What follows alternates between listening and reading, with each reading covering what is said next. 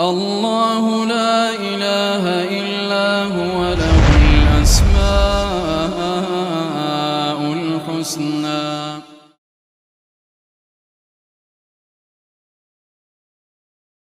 الحمد لله نحمده ونصلي ونسلم على رسوله الكريم. أما بعد فأعوذ بالله من الشيطان الرجيم. بسم الله الرحمن الرحيم. وما هذه الحياة الدنيا إلا لهو ولعب وإن الدار الآخرة لهي الحيوان لو كانوا يعلمون.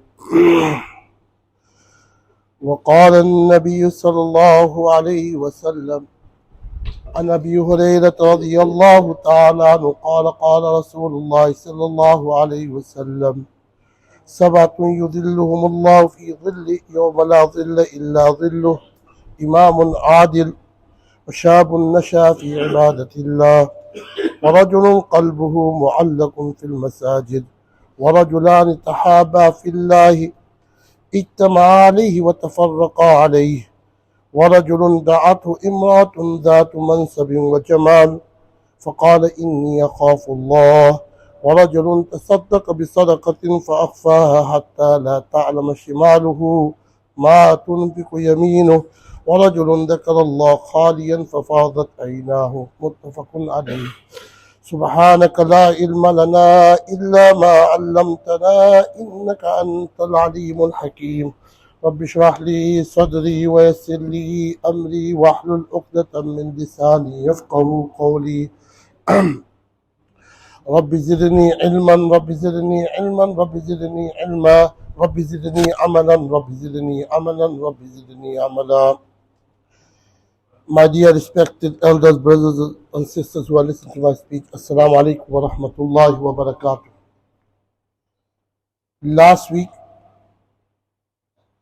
I started a hadith of Rasulullah sallallahu alayhi wa sallam,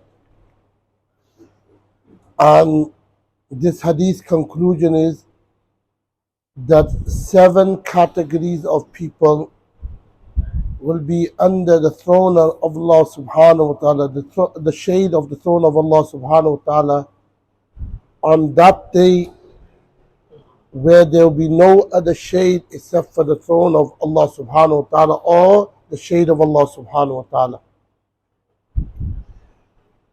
I said, في يوم كان مقداره 50,000 سنة, Surah Al-Ma'arij says that day, the length of that day will be 50,000 years. And it's a very severe and hard day. On that day, parents will run away from their children. Children will run away from their parents. Spouse will run away from their spouse. Brothers and sisters and friends will run away from everyone. No one know anyone. And it's so severe day that everyone will be just worried about themselves. Nafsi, nafsi, nafsi. Even the prophets, every Nabi will be worried too. He will be saying nafsi, nafsi. Except for Rasulullah sallallahu alayhi wa sallam.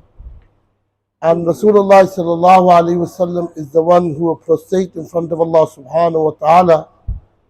And he will say the hamd and the ta'rif of Allah subhanahu wa ta'ala in such a way that Rasulullah sallallahu alayhi wa sallam said that I do not even know what I'm going to say at that time now. When Rasulullah sallallahu alayhi wa sallam narrated this hadith.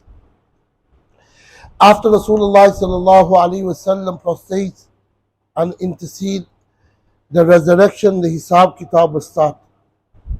But that day is so severe that everyone will be worried about their own self. But 7 categories of people will be under the shade of Allah subhanahu wa ta'ala or the shade of the throne of Allah subhanahu wa ta'ala. I said the first category is Imamun Adilun. I've spoke on some of them last week, so I'm just going to go just recap. Imamun Adil, that person who has authority and he does not use or she does not use them, misuse their authority. That person who has authority and does not misuse their authority, and they are just with everyone in their authority, either they're in the level of being a king or queen, prime minister, president, or a teacher, or a parent, even a parent, or in charge of some small group. He or she are just in that. They make sure whoever their subjects are, they are just with that. On that day, even though when you are just, when you try to be just, not everyone's going to be happy. People will point fingers at you. They will curse you. They will dispute with you. But if we do it for the sake of Allah subhanahu wa ta'ala, Allah subhanahu wa ta'ala say, in the worldly life you've been cursed, but on that day you'll be under my shade. Imamun Adil. This is the hardest thing. Being just with everyone when you are in that position and you have authority. Because you can't please everyone, but you have to be just. And if you are just, the reward in the hereafter is that يوم لا ظل إلا ظله سبعة يظلهم الله يوم لا ظل إلا ظله. On that day he will be under the shade of Allah subhanahu wa ta'ala. Imamun Adil. Number 2, Shabun Nasha fi ibadatillah. That youth, that youngster who has grown up in their worshiping Allah subhanahu wa ta'ala. Why? Because a youngster has got so much tribulation surrounding him, so much fitna surrounding him or her. It will not let them do worship to Allah subhanahu wa ta'ala.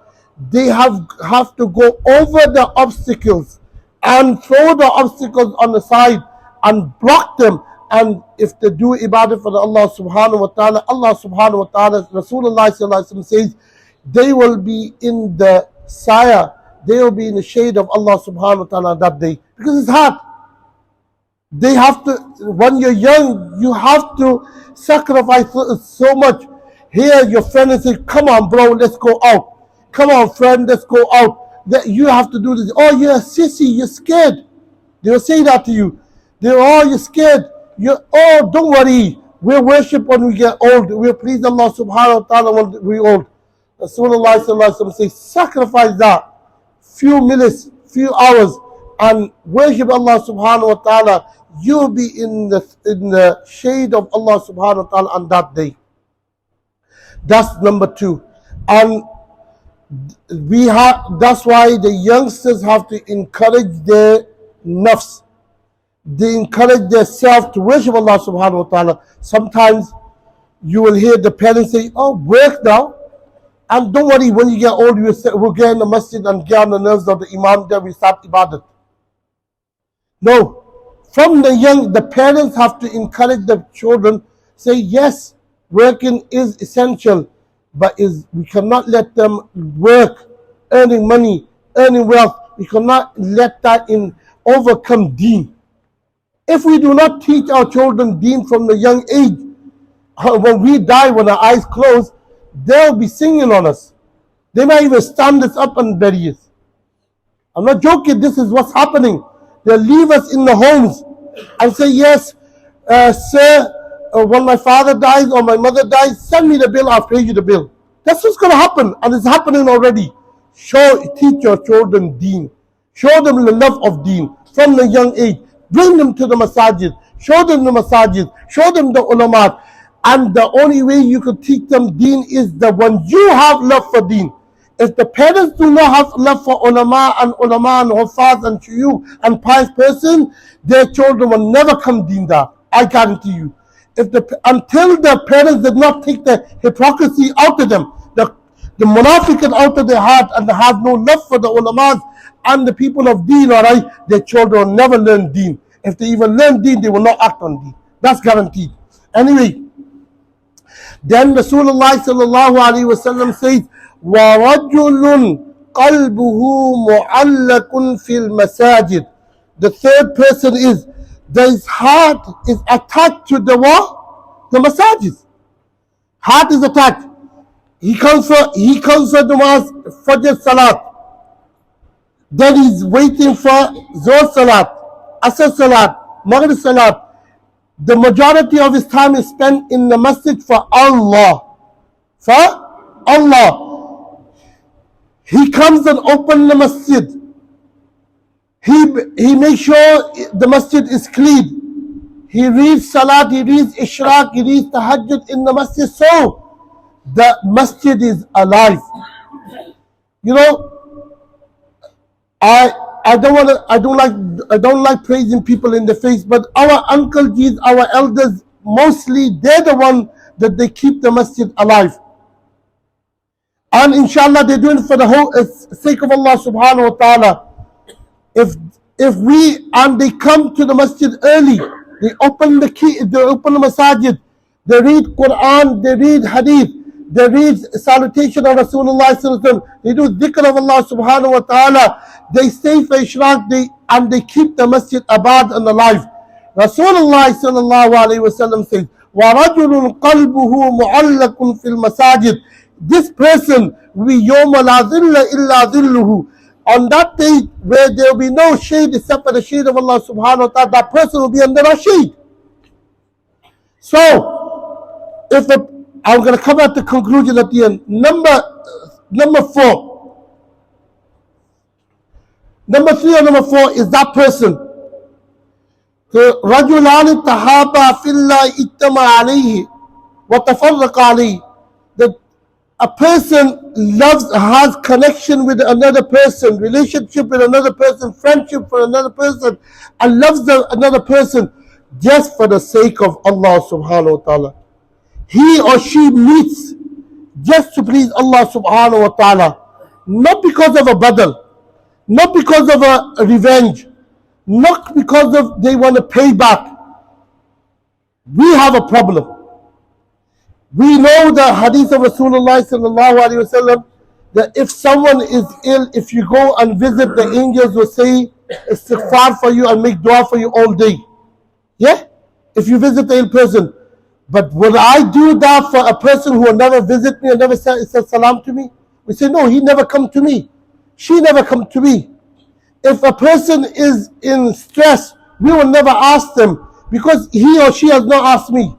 But if we change that, we go to a dua of someone, ta'ziyah, yeah, just for the sake of Allah subhanahu wa ta'ala. Janazah for the sake of Allah subhanahu wa ta'ala. Janazah is based on revenge too now, on payback too. If I die and I have not visit anyone, no one will come to my janazah. Why? He never used to go himself. She never used to come to anyone's dua. No, this is not the case. وَرَجُلَانِ تَحَابَا فِي اللَّهِ اجْتَمَعَ عَلَيْهِ وَتَفَرَّقَ عَلَيْهِ. Two people, men or two sisters, two brothers, are just for the sake of Allah subhanahu wa ta'ala, keeps our ta'alluq, keeps our relationship, keeps our friendship. Be there for each other, not because he was there for me, she was there for me. Oh, he's a Muslim brother, Muslim sister. On the day of judgment, I will be under the shade of Allah subhanahu wa ta'ala, when there will be no shade except for Allah subhanahu wa ta'ala. Think of this. Everyone, first me. I'm just asking everyone to think on this. Where is our relationship for sake of Allah subhanahu wa ta'ala? Where is our ta'alluq just for the sake of Allah subhanahu wa ta'ala? Do we go and meet people? Do we even say salam on those people who do not say salam on us?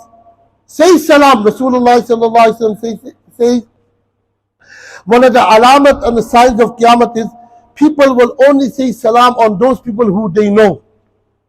We will know this person is a Muslim, but because we do not know him, he's not from the community, he's come from outside, we won't say salam. If we know that person is a Muslim, we should say salam on them. This is sunnah. And not just because he's from our area. Otherwise, if we say for salam on that person, or the sister say salam on that sister that they know, just they're wearing hijab, he can tell that this brother is a Muslim, but no, he's not saying salam. That is the alamat, the sign of Qiyamah. And this is happening. Yeah? So, وَرَجُلَانِ تَحَابَا فِي اللَّهِ اجْتَمَعَ عَلَيْهِ وَتَفَرَّقَ عَلَيْهِ. Next one.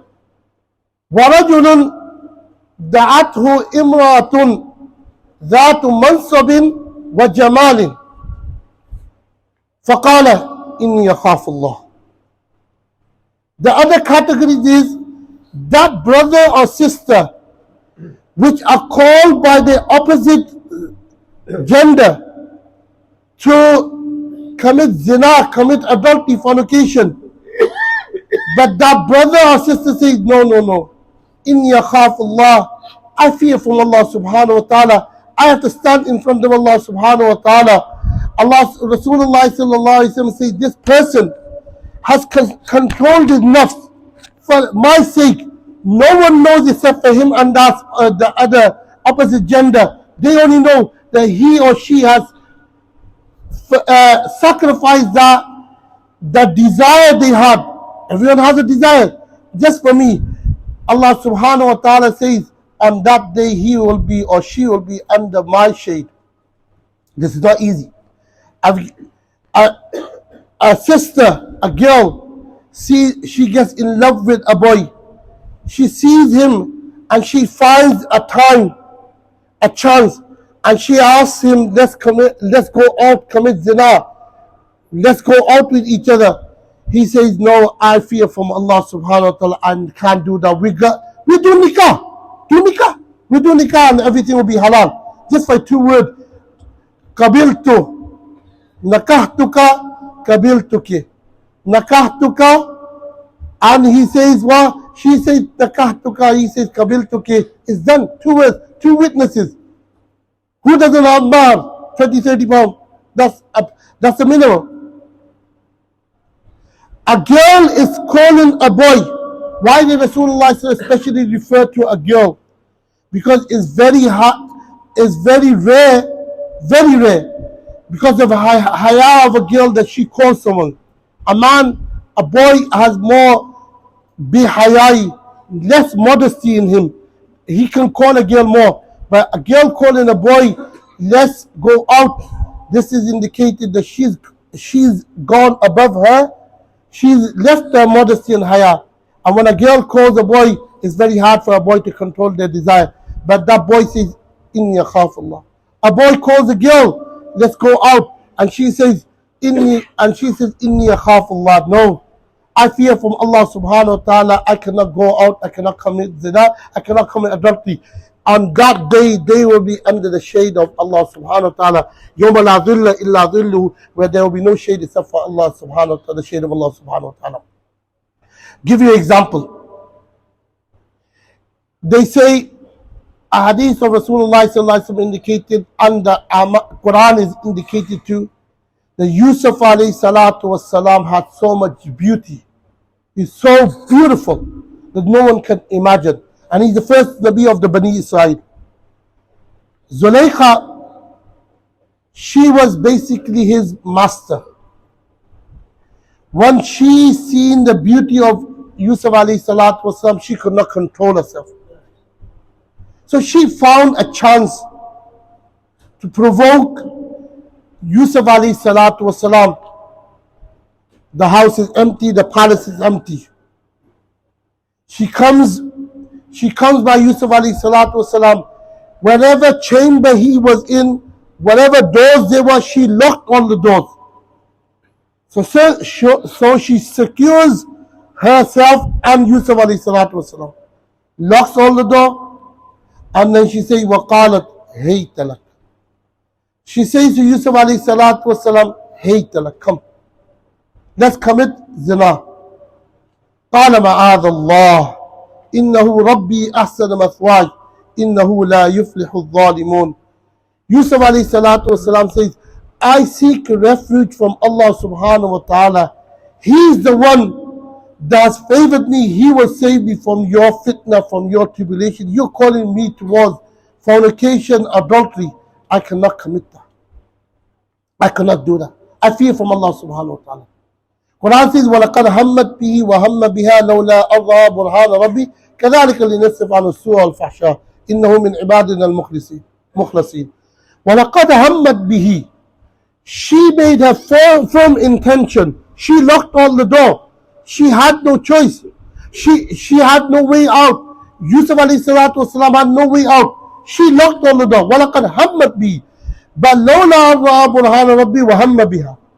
If it wasn't for the dalail, if it wasn't for Allah subhanahu wa ta'ala, he would have made the intention too. But he had the fear from Allah subhanahu wa ta'ala. He did not even look at her. He says, قَالَ مَعَاذَ اللَّهِ مَعَاذَ اللَّهِ. I asked refuge from Allah subhanahu wa ta'ala. So Yusuf alayhi salatu wasalam did not even go towards her because he had the fear from Allah subhanahu wa ta'ala. So this is sunnah of Yusuf alayhi salatu wasalam. But was it easy? واستبق الباب وقدت قميصه من دبر وألف يا سيدها لدى الباب.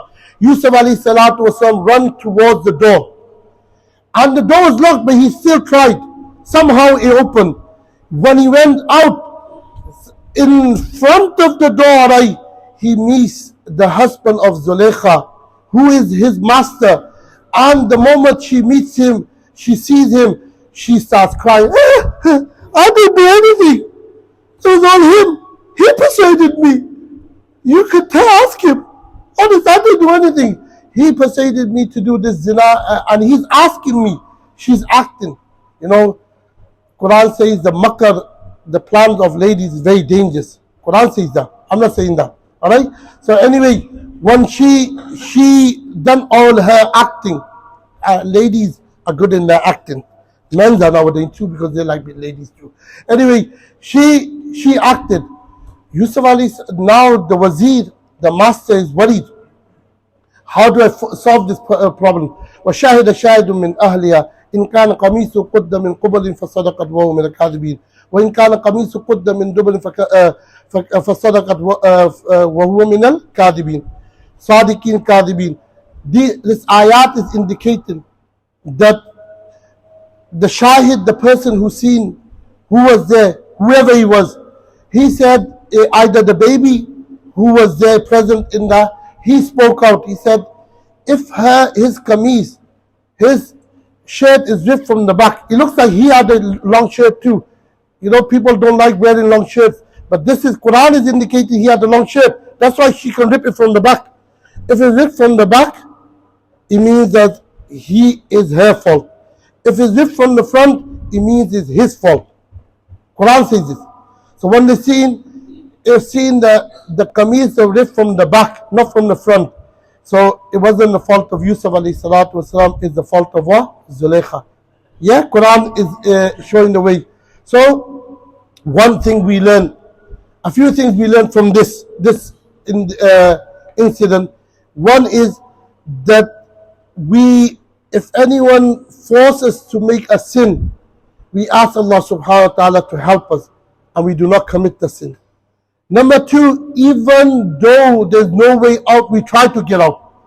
She locked the door, everything, but he still ran towards the door and Allah subhanahu wa ta'ala opened it.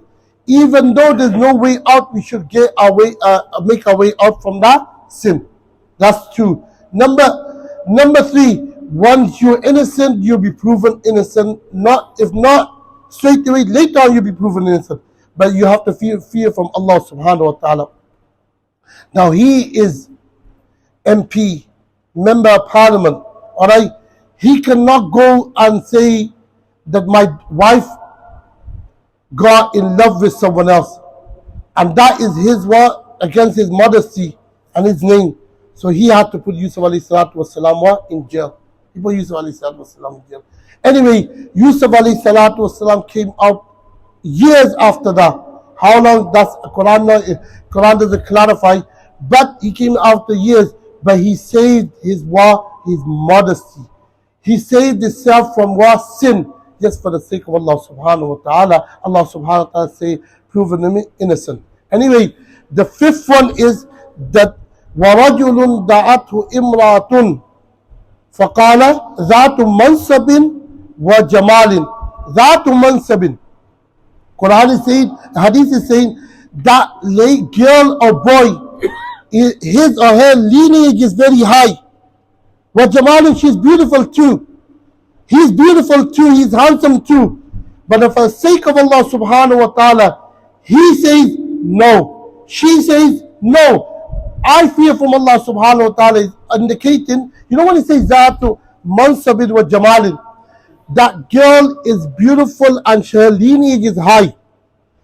It doesn't mean that just because the lineage is high, you keep yourself away from sin. This is indicated in the environment of the Arabs at that time. They used to look at the lineage more. They used to look at the Jamal more. But Rasulullah sallallahu alaihi wasallam says, don't look at that. Rasulullah sallallahu alaihi wasallam says, look at the main thing, what is deen. First, what is deen? Rasulullah sallallahu alaihi wasallam says, people get married for what? Either beauty, either wealth, either lineage in Izat, or either what deen. This beauty will fade after a while. Till 28, 30, a girl is beautiful, handsome, pretty. A boy is beautiful, handsome, pretty. Then the old age starts. Yeah? That fades. The wealth, today you're wealthy, you're rich, it goes. You can be wealthy and poor in seconds. The lineage doesn't matter either. The main thing is deen. Deen will stay with you, akhlaq will stay with you right to the end. Nowadays, the boys and the girls look at the figure. The figure has to be right. The body shape has to be right. Rasulullah said, don't look at these things. Look at deen. And this is not my topic, but I say this often. Our youngsters and us, youngsters, وَرَجُلٌ دَعَتُ إِمْرَاتٌ ذَاتُ مَنْصَبِ وَجَمَالٍ is called by a girl and a boy. If a boy is asking a girl to go out, a girl asking a boy to go out, it's because they're not in nikah. They're committing haram things. What they need to do, they have to quickly get in nikah and get married. Now, what our youngsters are saying, because I have a speech here, I talk to the youngsters, they say we are not ready, we have to get a career ready, we have to have a career. But does the Sharia say that? Sharia says quickly get married. Rasulullah sallallahu alaihi wasallam says when a person gets the right spouse, a male or a female gets the right spouse, and everything is right, get them married straight away. Now we got one problem. The boys and girls say we do not want to take the responsibility. That's wrong of them. They're going against sunnah, but they want to do haram things. The parents know they do haram things, and the parents are not getting them married. So let them do haram. That's okay. But if they want to get married, no, you can't get married. We have to have enough. Look, I'm not joking. These are the cases. The people say, when we say to people, get your children married, say we don't have enough money yet. We have to book city hall. We have to have a limousine. We have to have this. We need about 40 grand to get married. And we haven't got that. And we have to take a loan out for that. And he has to do it, she has to do it. This is not what Sharia is saying. That's why zina, adultery, fornication is getting general. And these are alamat of Qiyamah. So what I said up to now, I only spoke on 5 points what Rasulullah sallallahu alaihi wasallam say. Rasulullah sallallahu alaihi wasallam say, Sabatun yudhilluhum Allah fi dhillihi yawma la dhilla illa dhillu. The 7 categories of people will be under the shade of Allah subhanahu wa ta'ala when there will be no shade except for the shade of Allah subhanahu wa ta'ala. Number 1, Imamun Adil. So if you have authority, don't miss your authority. Number 2, Shabun Nasha fi ibadatillah. A youngster who worships Allah subhanahu wa ta'ala from a young age. When are you young? Until 40. So I'm gone. Alright? So most of you are gone. Some of you are 60, 70, 80, 90. But you missed this, but some of you are still on this bus stop, under 40. Some of you are missed it, some of us missed it. Next step, we got another one. وَرَجُلٌ قَلْبُهُ مُعَلَّقٌ فِي الْمَسَاجِدِ. A person, his heart is attached to the masjid, comes for the sake of Allah subhanahu wa ta'ala masjid, and do the salat in masjid. He'll be in the shade of Allah subhanahu wa ta'ala. Whatever number, وَرَجُلَانِ اتَّحَابَا فِي اللَّهِ اجْتَمَعَ عَلَيْهِ وَتَفَرَّقَ عَلَيْهِ. People keep connection with each other just for the sake of Allah subhanahu wa ta'ala. Him or her will be in the shade of Allah subhanahu wa ta'ala. The last one I explained today is the 5th one, is وَرَجُلٌ دَعَتْهُ إِمْرَاتٌ ذَاتُ مَنْصَبٍ وَجَمَالٍ فَقَالَ إِنِّي أَخَافُ اللَّهِ. A person who is called by the opposite spouse to go out, commit zina, he or she says, Inni akhafullah, I fear Allah subhanahu wa ta'ala. These, the 5 which I explained today, it's 7 of them, I explained 5, they will be in the shade of Allah subhanahu wa ta'ala. Yawma la zilla illa zillu. Only one shade, it will be Allah, shade of Allah subhanahu wa ta'ala. So we got at least, I explained 5, we can come one of them, another 2 inshallah next Jummah. وآخر دعوانا الحمد لله رب العالمين. الله لا إله إلا هو له الأسماء الحسنى